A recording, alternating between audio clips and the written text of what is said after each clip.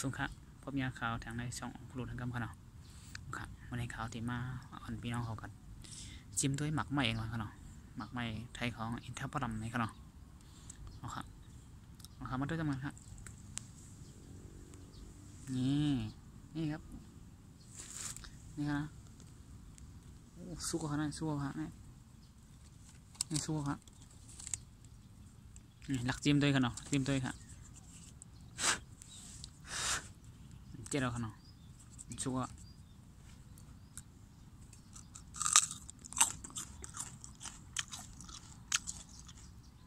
โอ้จิ้มปิดเลยครับพี่น้องเขาจิ้มปิดเลยครับกินเม็ดนะฮะ